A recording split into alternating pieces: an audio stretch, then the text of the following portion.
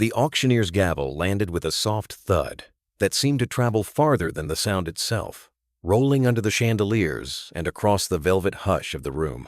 Christie's, New York, 1973. Jewels glimmered beneath glass as if they still remembered the warmth of candlelit dinners and the murmur of orchestras, tuned for nights that never seemed to end. A necklace rested like a frozen constellation. A tiara held the suggestion of a ballroom where powdered shoulders once turned beneath showers of light. Each lot was tagged with a number, each number with a price, and each price with a quiet verdict on what remained of a family that once measured value in miles of track and the reach of a continent. Near the back, a woman stood with her hands folded, the posture of someone who had learned to live with the gaze of strangers. Gloria Vanderbilt watched as pieces of a name were weighed, appraised, and reassigned to new owners who wanted only the glitter, not the story. Outside, Fifth Avenue writhed with yellow cabs and the impatient rhythm of a city that had forgotten how to bow. Inside, the air held a different season, a preserved climate of privilege that felt both distant and close enough to touch. In the pause between bids, you could hear the faintest echo of another century, the long whistle of locomotives and the iron-shod heartbeat of trains pulling the nation together. A century earlier, the Vanderbilts had not stood at the back of any room. They stood at the front of the age itself. In the years when America discovered what it meant to be vast, a man from Staten Island bent the map to his will. Cornelius Vanderbilt knew the smell of tar and salt, the faster wind at the mouth of a harbor, the profit buried in a timetable.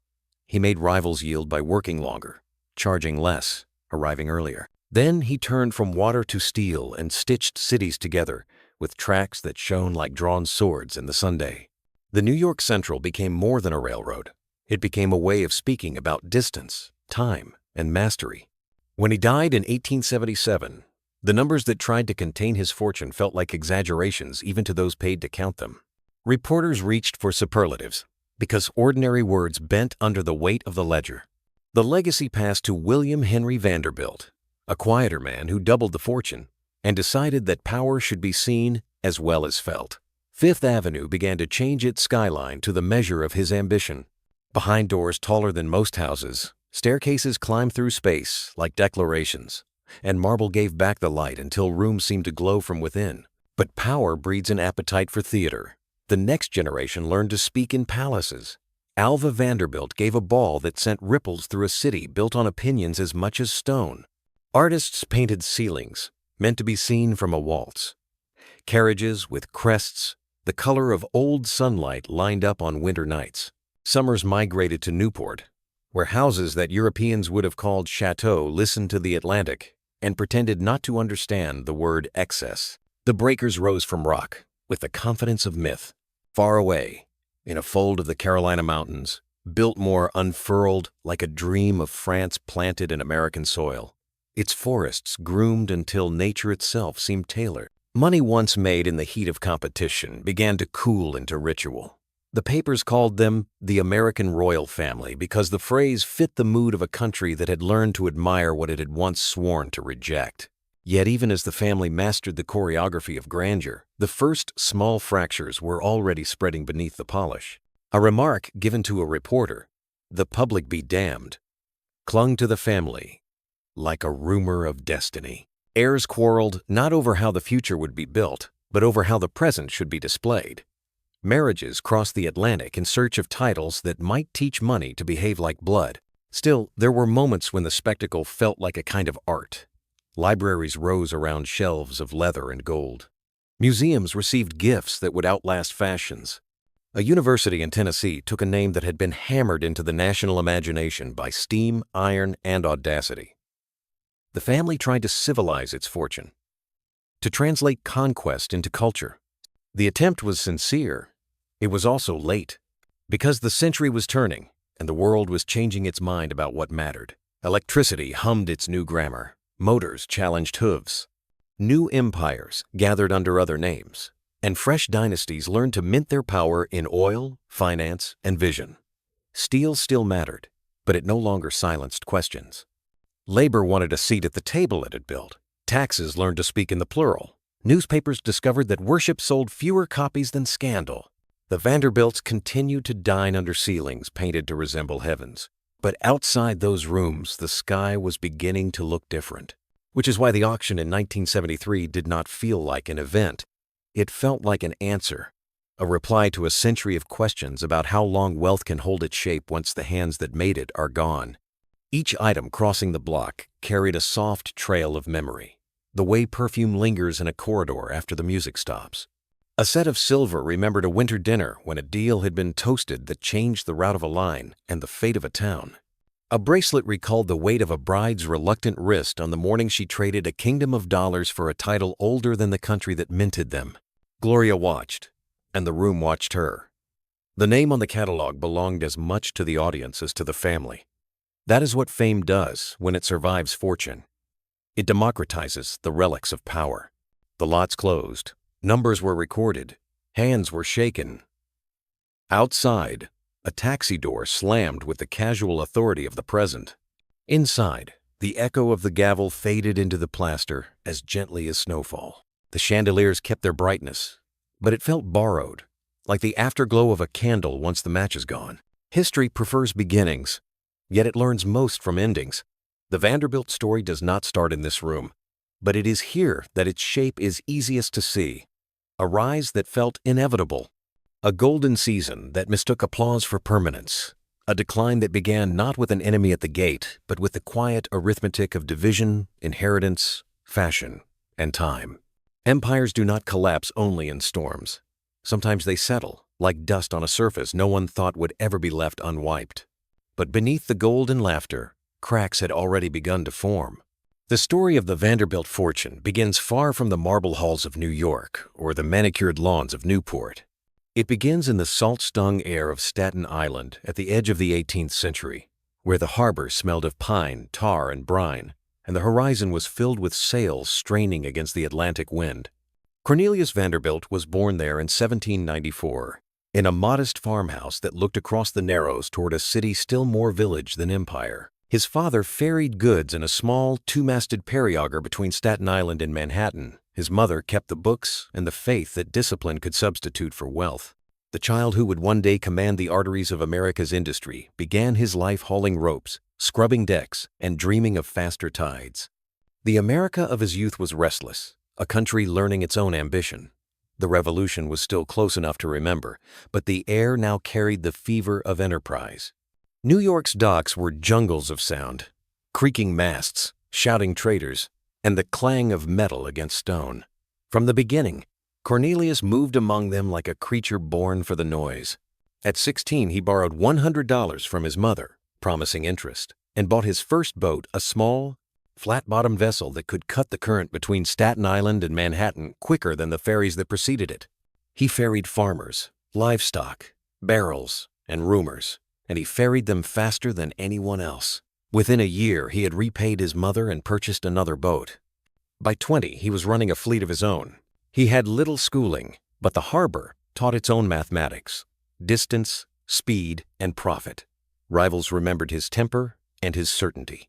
He could fight, bargain, and calculate with equal force.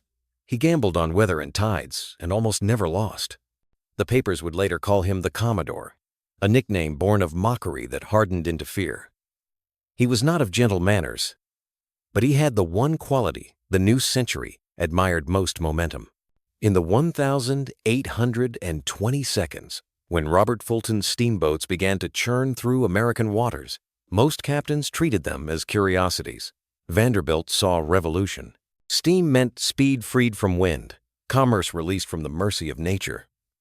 He sold his sailboats and threw his fortune behind the new engines. Soon his black-hulled vessels thundered across the Hudson and the Sound, their stacks spilling smoke like banners.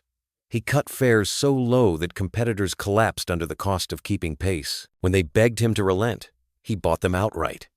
When regulators tried to tame him, he waited until the law bent to his persistence.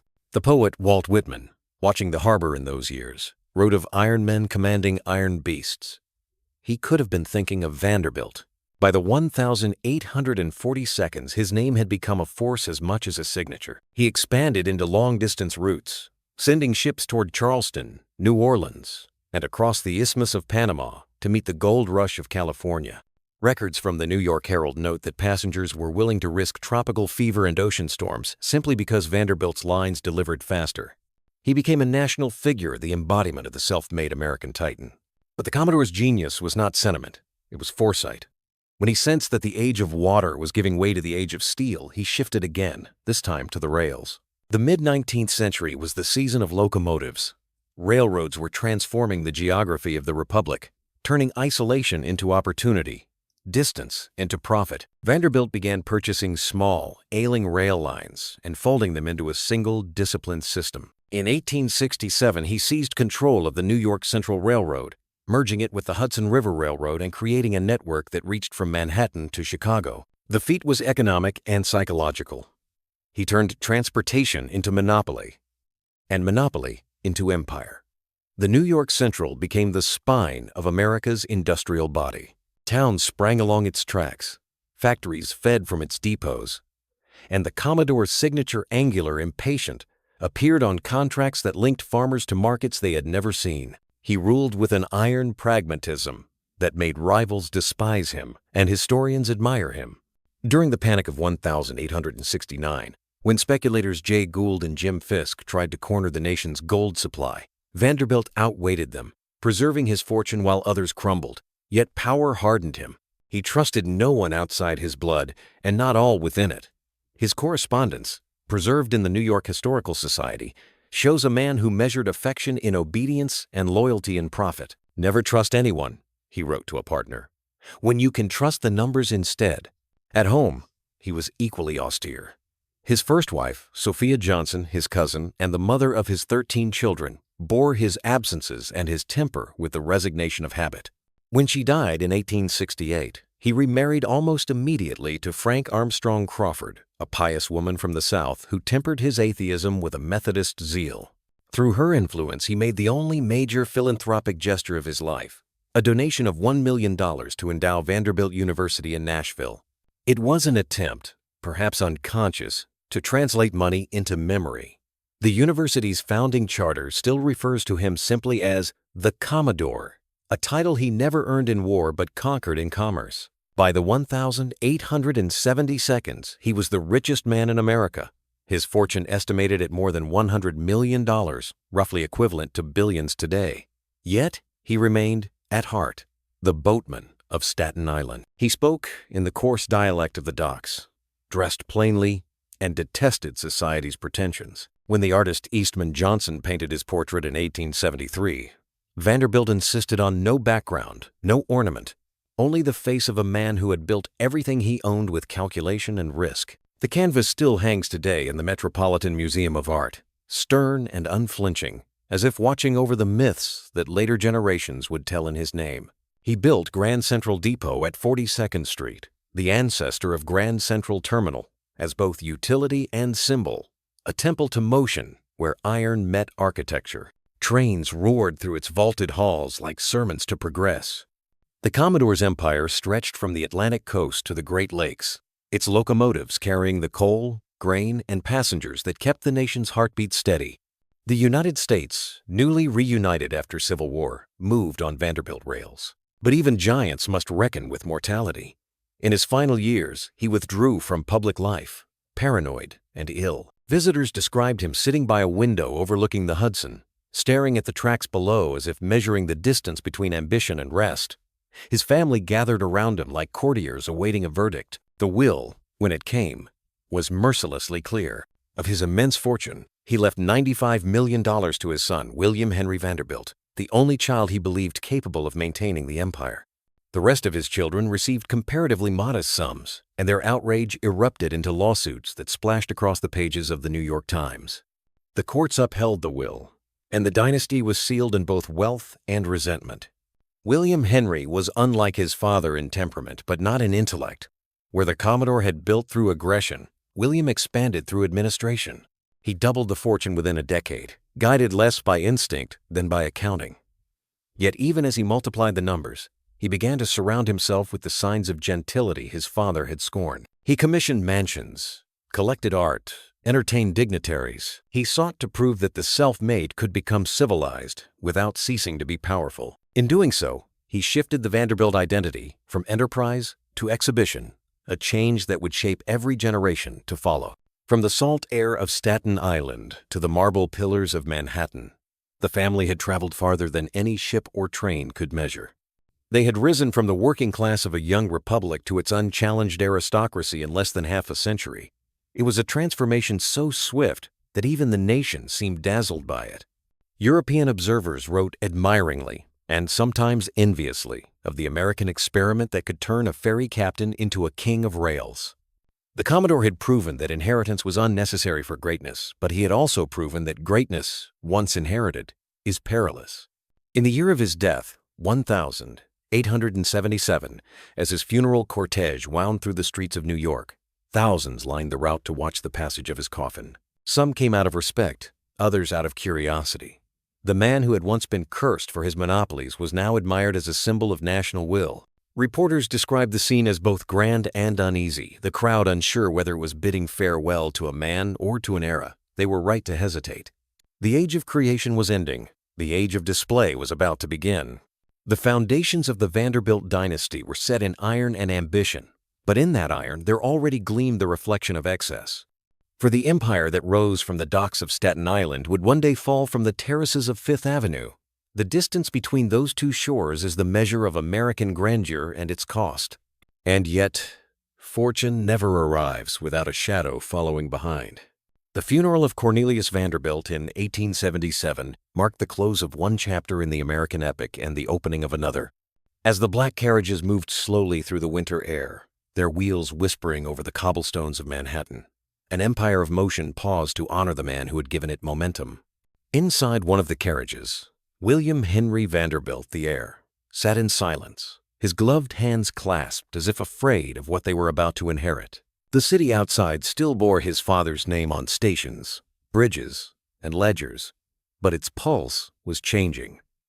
The age of conquest had given way to the age of confidence, and confidence, in America, soon learned how to disguise itself as elegance. William Henry was not the kind of man history paints in bright colors. He was quiet, deliberate, a custodian rather than a conqueror. Yet it was under his hand that the Vanderbilt fortune swelled to its greatest size. His genius was not invention, but order, not expansion, but consolidation. He knew that the next generation of wealth would be measured not by what it built, but by how it looked. And so he took his father's raw empire and taught it to behave like royalty. From his mansion at 640 Fifth Avenue, William Henry presided over a house that was more cathedral than home. The ceilings rose high enough to lose their own echoes. The walls carried paintings from Europe that seemed to glow under the soft tremor of gaslight. He filled the rooms not with laughter, but with the sound of measured footsteps, servants moving like shadows through an empire built on quiet discipline. Visitors described him as courteous but distant, a man who regarded both praise and affection as possible debts. Yet it was not William Henry who would define the dynasty's public image. It was his children. They had grown up in a world their grandfather would scarcely have recognized, a world of opera boxes, etiquette tutors, and summers spent among the Atlantic winds of Newport. They spoke French before they learned the language of labor. To them, the name Vanderbilt was not a testament of struggle, but a birthright of splendor. And as their father aged, they inherited not only his fortune, but his stage. At the center of this new generation stood William Kissam Vanderbilt and his wife, Alva Erskine Smith. Alva was born in Mobile, Alabama, but she possessed the ambition of a Roman empress. She understood, better than any of her in-laws, that New York society was not a matter of invitation, but conquest. The old money families, the Astors, the Livingstons, the Schuylers, looked upon the railroad fortune with disdain. They whispered that money could never manufacture breeding. Alva decided to prove them wrong in the only language they understood: spectacle. In March of 1883, she threw what would become the most famous ball in American history. Her Fifth Avenue mansion, designed by Richard Morris Hunt, bloomed with flowers imported from Paris, each bouquet chosen to match the gowns of the guests. The ballroom shimmered under 1,000 candles mirrored in Venetian glass. Musicians from the Metropolitan Opera tuned beneath a ceiling painted with Olympian scenes. At midnight, the doors opened, and 400 of New York's most powerful people stepped inside, exactly 400, the number Mrs. Astor had famously decreed as the limit of proper society. When the clock struck 12, Alva descended the grand staircase, dressed as a Venetian duchess, her jewels scattering light like frost. The ball lasted until dawn, and by morning, the newspapers had crowned her queen. The Vanderbilt name, once scorned as nouveau rich, was now the pulse of Manhattan's elite. For the Vanderbilts, architecture became autobiography. Cornelius Vanderbilt II, William Henry's eldest son, commissioned his own palace just blocks away. The Breakers, in Newport, Rhode Island. Perched above the Atlantic, it was built of limestone and ambition, its 70 rooms arranged like a hymn to prosperity. Every surface glittered, ceilings painted with allegories of progress, marble imported from Italy, columns gilded until they reflected the sea like captured sunlight. When completed in 1895, it became the symbol of an age that no longer questioned wealth but worshipped it. Guests crossed lawns, manicured by a small army of gardeners to dine beneath chandeliers as heavy as anchors. A single dinner could cost as much as a worker's yearly wage, and yet it was spoken of not as excess but as elegance. Further south, in the hills of North Carolina, another Vanderbilt sought to leave a different mark. George Washington Vanderbilt II, the youngest son, was a scholar in temperament, a collector of books and ideas. He envisioned a retreat that would be both sanctuary and statement. The result was Biltmore Estate, completed in 1895, a residence so vast it required its own post office, railway station, and village of servants to sustain it. Architect Richard Morris Hunt borrowed from the French Renaissance. Landscape designer Frederick Law Olmsted shaped the surrounding forest into a living canvas. Inside, a grand library held more than 10,000 volumes. A banquet hall rose 7 stories high. Visitors said it felt less like a home than a kingdom, and perhaps that was the point. Biltmore embodied the paradox of the Vanderbilts' golden era, a family so determined to leave permanence that it built monuments to impermanence. Every stone, every garden, every chandelier was a declaration that the American dream could match, even surpass, the grandeur of Europe. And yet, beneath that ambition, there pulsed a quiet anxiety. The old world had nobility by birthright. The new world had it by purchase. The difference was that money must constantly prove itself or risk vanishing into memory. The newspapers of the 1,880 seconds and 1,890 seconds adored them. Columns chronicled their wardrobes, their carriages, their seaside galas. The Vanderbilt women, Alva, Consuelo, Gertrude, became icons of style and power. Artists painted them as goddesses, their expressions calm and remote, as if marble itself had taken human form. When Consuelo Vanderbilt, Alva's daughter, was forced into marriage with Charles Spencer Churchill, the 9th Duke of Marlborough, the event was treated as an international alliance. The dowry was $2.5 million in railroad bonds. The bride was 17. The ceremony, held at St. Thomas Church, drew 5,000 onlookers, and when the organ thundered the wedding march, even cynics felt they were watching the union of two empires, Old World lineage and New World gold. But the bride wept through the vows. Years later, Consuelo would recall that she had been locked in her bedroom by her mother the night before, told that disobedience would ruin the family. Her marriage restored the Marlborough fortune, but destroyed her youth. It was a sacrifice offered on the altar of ambition, and it hinted at the cost that all dynasties eventually pay. Meanwhile, William Kissam Vanderbilt poured his wealth into yachts and horses.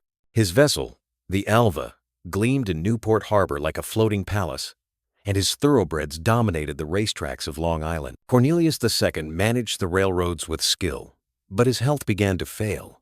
William Kissam drifted toward Europe, and their sister-in-law Alva, ever restless, reinvented herself as a champion of women's rights after her divorce proof that even within marble walls, rebellion finds its way. By the dawn of the 20th century, the Vanderbilt fortune had reached a scale that defied imagination. Their combined estates, railroads, real estate, ships, and securities were estimated at nearly $1 billion in today's value.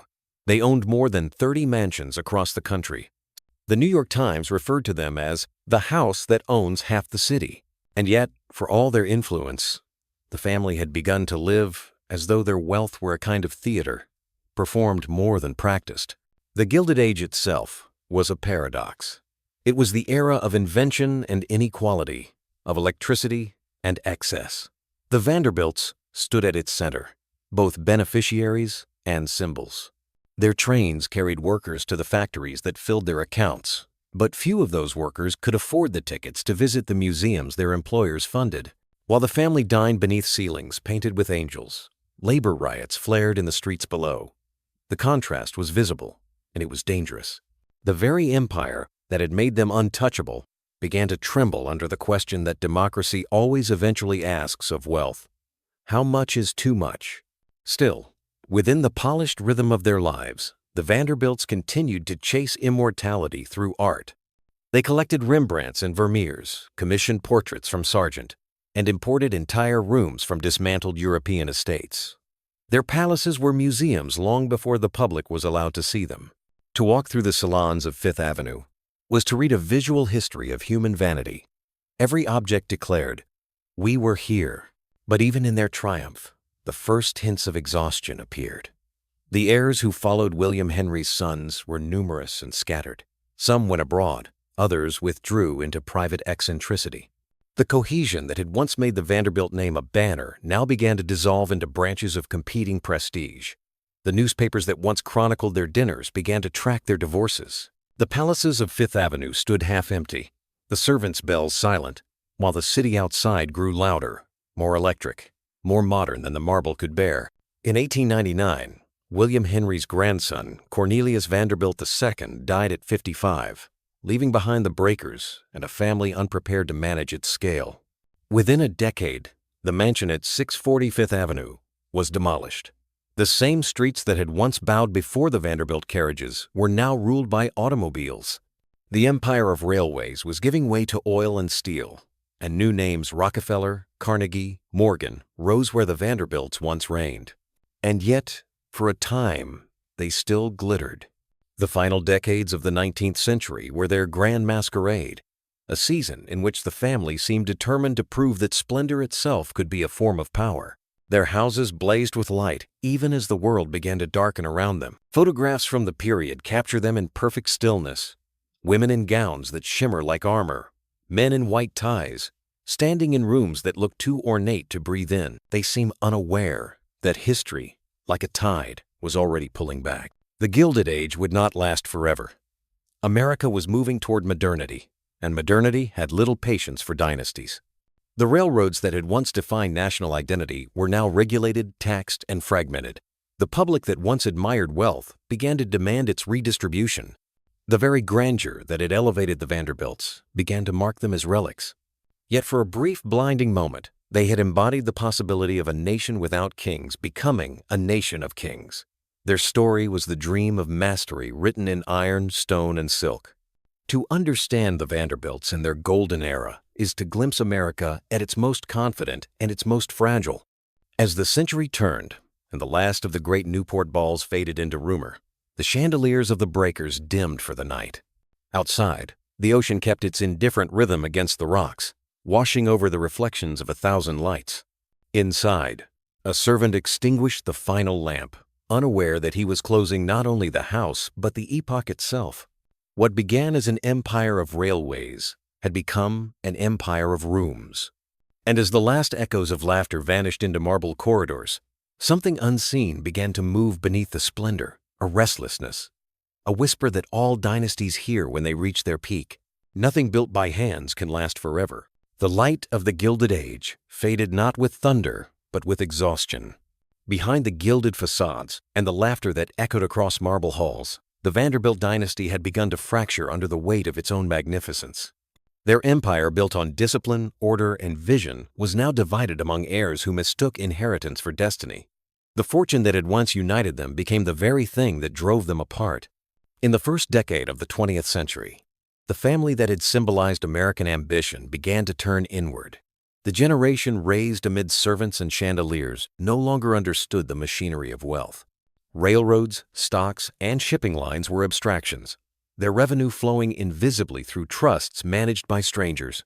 The Vanderbilts still held their banquets and galas, but now they felt more like rituals of reassurance than celebrations of power. The photographs from those years, men in polished uniforms, women in silken gowns, show a beauty already haunted by loss. When Cornelius Vanderbilt II died in 1899, the unity of the dynasty went with him. His widow, Alice Gwynn Vanderbilt, became matriarch in name but not in authority. The branches of the family, once bound by a single purpose, scattered like seeds in a restless wind. William Kisum Vanderbilt had retreated to Europe.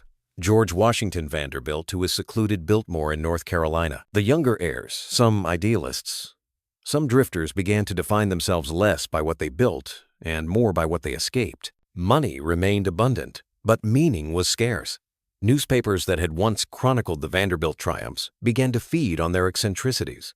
Cornelius Vanderbilt III, disinherited for marrying against his father's will, fought bitterly to restore his place in the family, only to be met with silence. "I was born into wealth," he later wrote, "but not into freedom." His story became a parable of what the dynasty had become, a prison lined with gold. The public watched with fascination. To a nation entering modernity, the Vanderbilts represented both nostalgia and caution, a vision of what America had achieved and what it might yet lose. The Progressive Era brought new laws, new taxes, and new scrutiny. The press, emboldened by reformers, began to question the moral legitimacy of fortunes built on monopolies. Labor unions, once ignored, now spoke with fire. When Vanderbilt rail lines were involved in strikes, headlines no longer favored management. They sympathized with the workers who marched in tattered clothes against carriages drawn by horses that gleamed like mirrors. Even within the marble comfort of the breakers, the tremor of unease could be felt.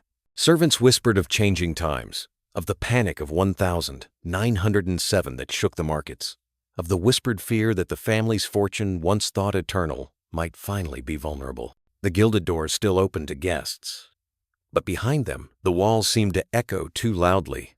The early 20th century brought not just economic tension, but scandal the kind that corrodes quietly from within. Alva Vanderbilt, once Queen of Fifth Avenue, had divorced William Kisum in 1895, scandalizing a society that treated marriage as a currency of stability. Her second husband, Oliver Belmont, was younger, handsome, and equally wealthy. For a time, she lived as if reborn. Her Belmont estate, Marble House, became a salon of politics and art, but even that triumph carried a ghost of defiance. Alva had married for power, divorced for freedom, and found herself exiled from the very society she had conquered. Yet she turned exile into rebellion, becoming a supporter of the women's suffrage movement, marching through the same streets where she had once ridden in gilded carriages. Her defiance was personal, but also prophetic. It marked the beginning of the end of the old order. Meanwhile, in Europe, Consuelo Vanderbilt, Duchess of Marlborough by her mother's design, was living a life that resembled imprisonment in silk. The great halls of Blenheim Palace were cold, the portraits on the walls indifferent witnesses to her loneliness. Her marriage, celebrated as the perfect union of wealth and title, had curdled into silence. Letters preserved in the Churchill archives reveal her isolation. She spoke of the emptiness that follows every ballroom. Years later, she divorced the Duke, a scandal that shook 2 continents but left her curiously liberated. In her memoirs, she wrote, "We were gilded, not golden." It was perhaps the most precise epitaph for her family's century. The Great War of 1914 shattered what remained of the illusion of permanence. Vanderbilt's sons and cousins went to Europe as officers. Their fortunes financed hospitals and relief ships, but the world they returned to was no longer theirs. The American aristocracy found itself adrift in a nation that had discovered other gods, innovation, cinema, speed. The grand houses of Fifth Avenue began to feel like relics of a slower, heavier time. The younger Vanderbilts fled to Paris, to art, to racing cars, to anything that promised movement.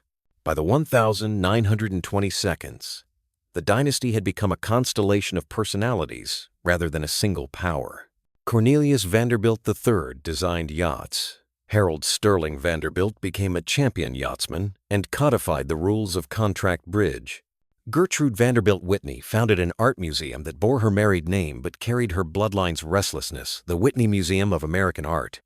She understood, perhaps better than any of her ancestors, that true legacy is not accumulation but creation. Her museum would outlive the family's palaces.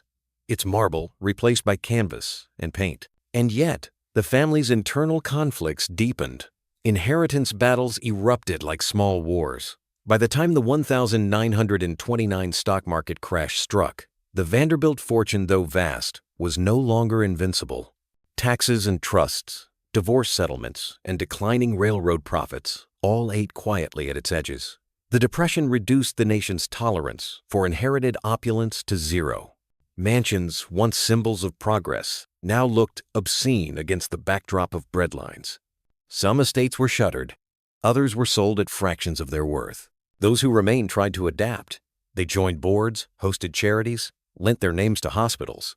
But even these gestures carried the faint aroma of guilt. America had changed, and the Vanderbilt legacy was being rewritten not by heirs, but by journalists, historians, and a generation that saw grandeur as something to be dismantled rather than imitated.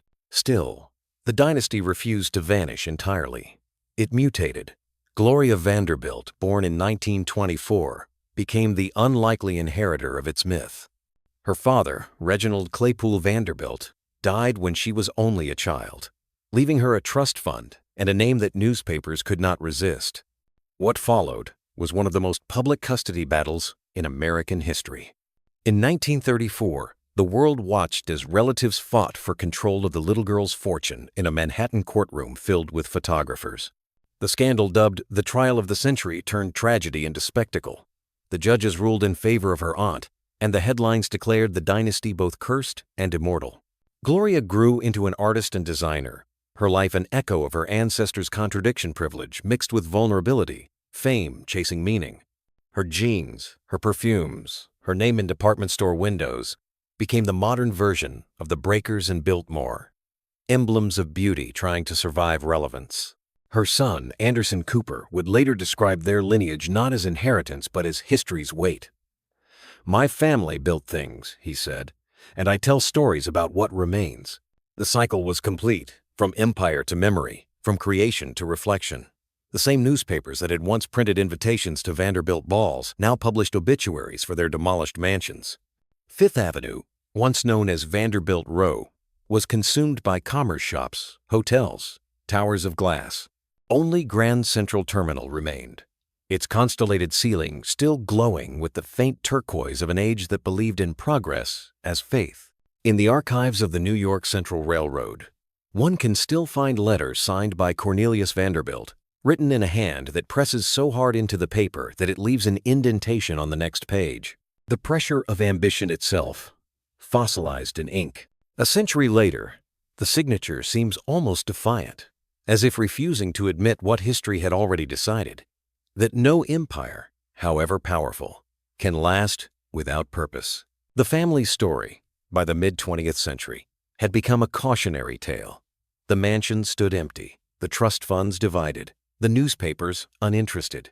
Yet when the old chandeliers flickered one last time, their light revealed something more complicated than ruin. Beneath the vanity and conflict lay a strange nobility, the restless American belief that greatness could be built from nothing, and that failure itself could be beautiful if it carried memory. In the end, the Vanderbilts' conflicts were not about money or fame, but about identity.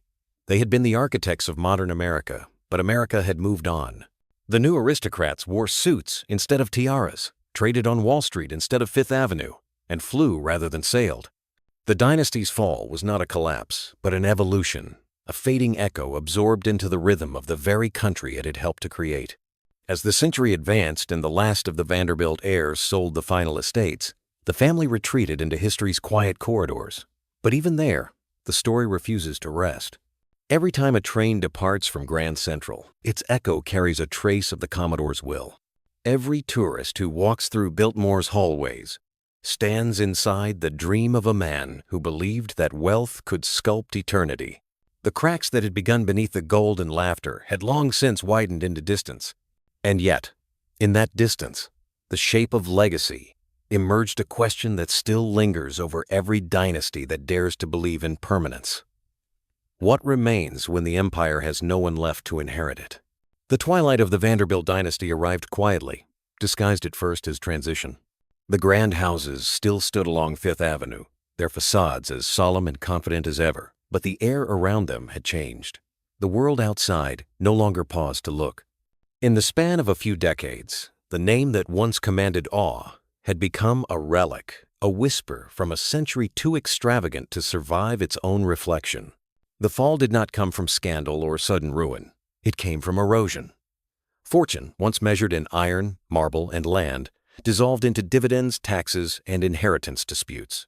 The children of the Gilded Age grew into adults who could no longer sustain the machinery that had raised them. The railroads that built America's eastward pulse now belonged to conglomerates and government regulation. By the 1932nd, the Vanderbilt Empire was less an enterprise than a memory scattered across bank ledgers.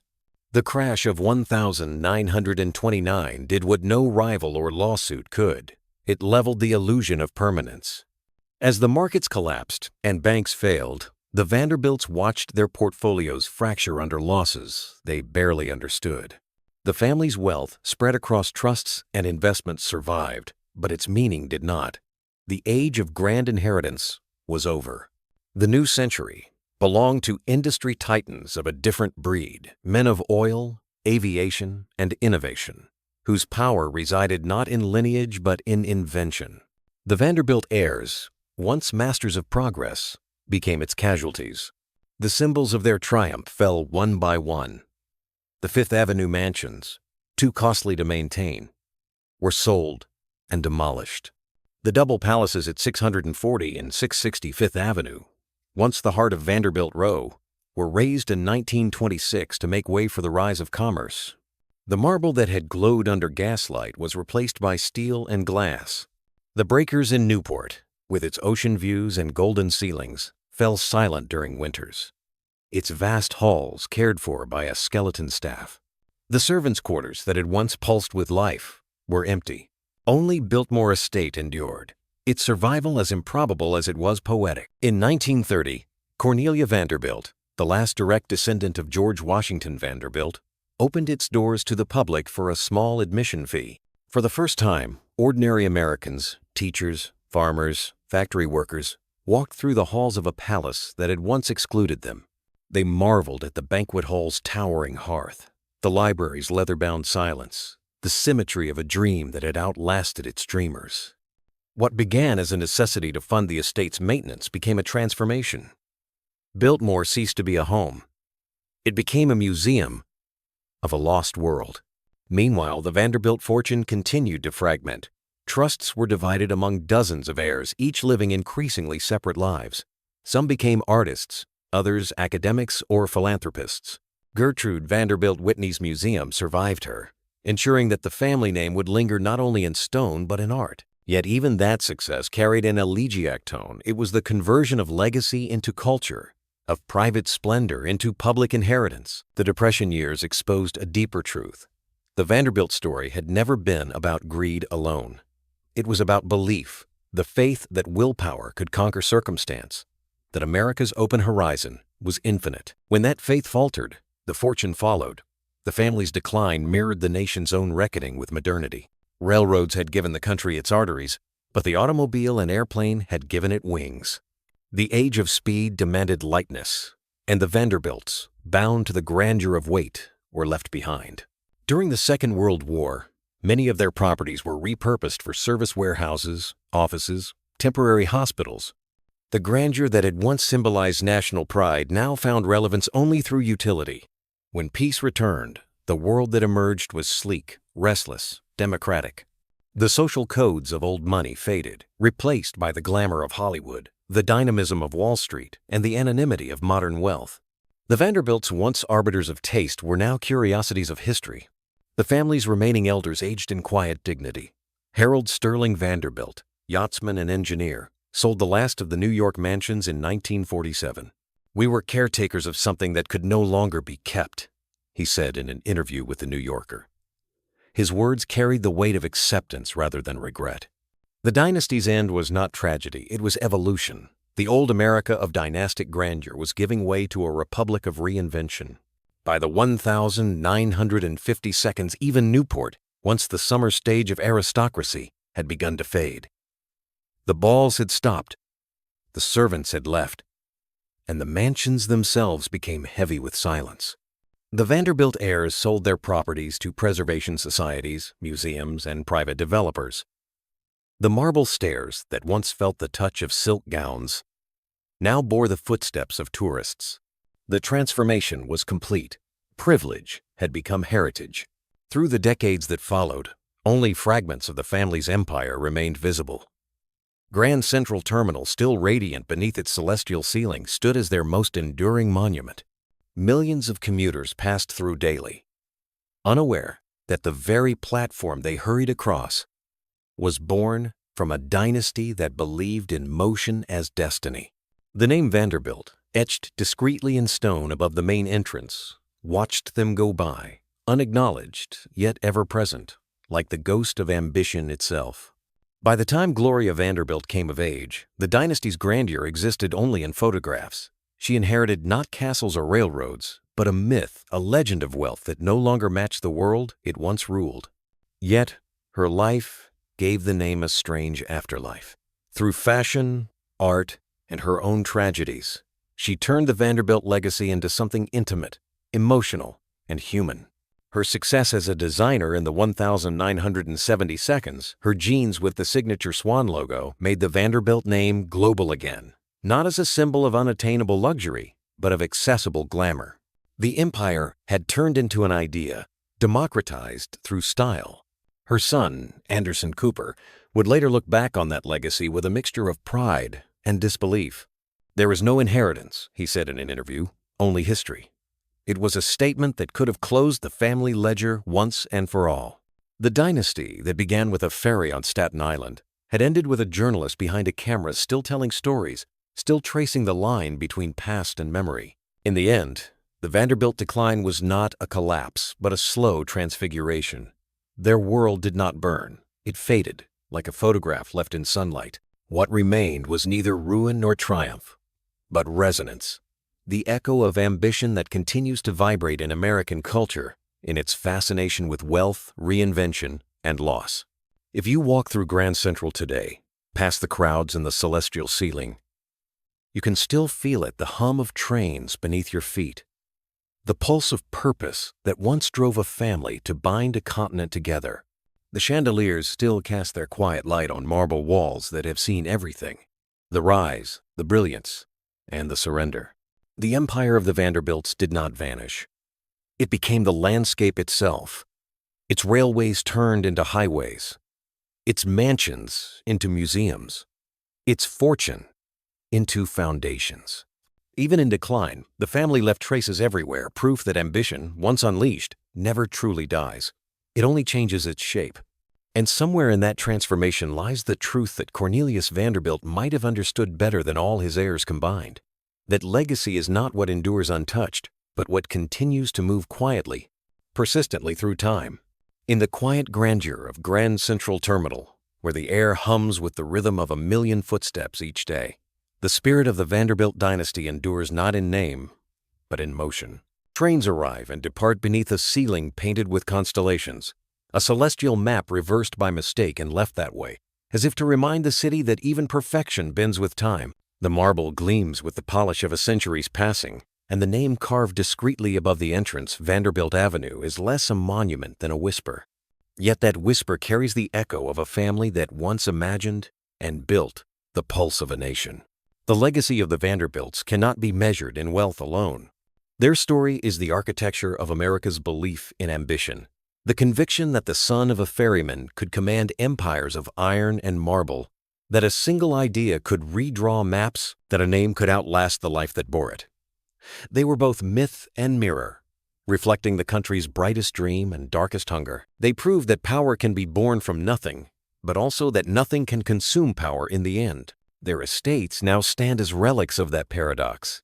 The breakers still crowns the Newport shore, its gold ceilings glinting under the same Atlantic light that once shimmered through champagne flutes. Tourists walk where dukes and debutantes once danced, guided by voices that speak softly of craftsmanship, not conquest. Biltmore Estate endures as a living monument, its vast corridors open to all who wish to see what human will can create when unrestrained by moderation. Its gardens, tended still, are perhaps the most faithful tribute to George Washington Vanderbilt's vision, a harmony between art and nature, ambition and grace. Yet even these monuments have changed in meaning. Where once they were private symbols of triumph, now they are shared testaments of memory. The marble has lost its arrogance. It has become a vessel of curiosity. Visitors come not to envy, but to understand. They trace with their eyes the same staircases, chandeliers, and frescoes that once defined an age, and they wonder how such grandeur could coexist with such fragility.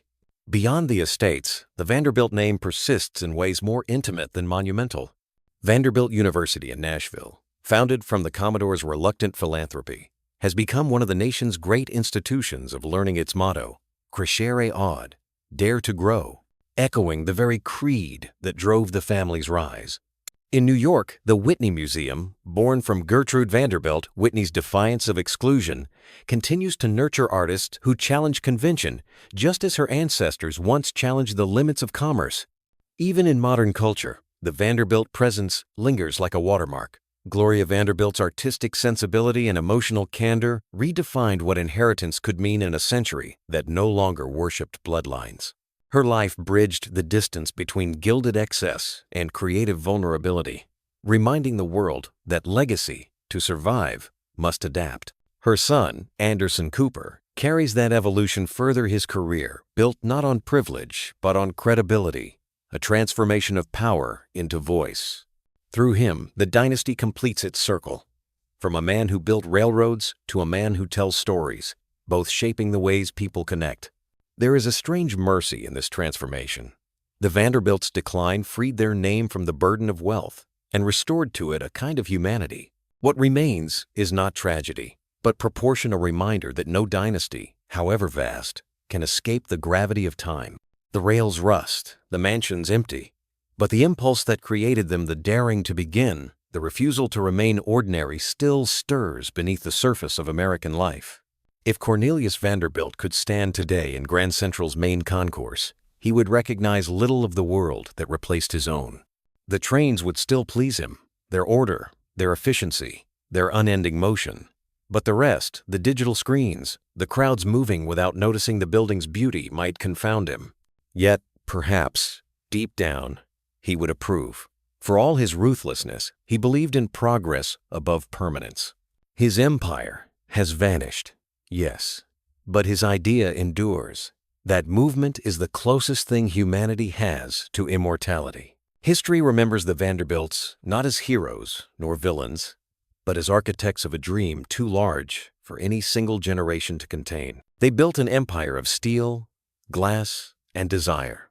They adorned it with art, and they watched it fade with dignity. In their rise lies the pulse of American optimism. In their fall, its necessary humility. They are the country's caution and its courage combined. As the day ends and light fades across the terminal's marble floor, shadows stretch long beneath the constellation ceiling. The trains continue their rhythm, the same music that once carried a nation from shore to shore. The same sound that once echoed through the Commodore's restless mind. The voices of conductors and passengers merge into one endless hum, and for an instant, it feels as though the past is still arriving, right on time. Empires crumble. Legacy whispers. And in that whisper, beneath the roar of the departing train, one can still hear the faint, enduring heartbeat of the Vanderbilt dream. As the camera slowly pulls away from Grand Central's constellated ceiling, the story of the Vanderbilt Dynasty settles into silence, a silence filled not with loss, but with memory. From the ferry decks of Staten Island to the marble corridors of Newport, from the roar of locomotives to the stillness of empty ballrooms, this family's journey has mirrored the rise and fall of an entire age.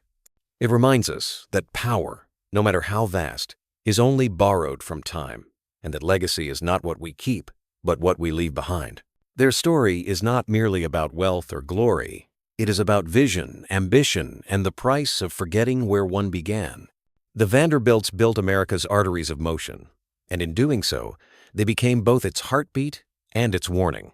If this story moved you, if it made you reflect on how ambition shapes history, and how every empire carries within it the seed of its end, we invite you to stay with us.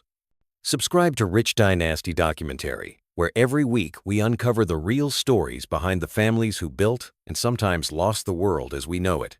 Your support helps us keep history alive, researched, verified, and told with respect for the truth. Thank you for watching, for listening, and for remembering with us. Because history isn't only what happened, it's what still echoes when the last light fades.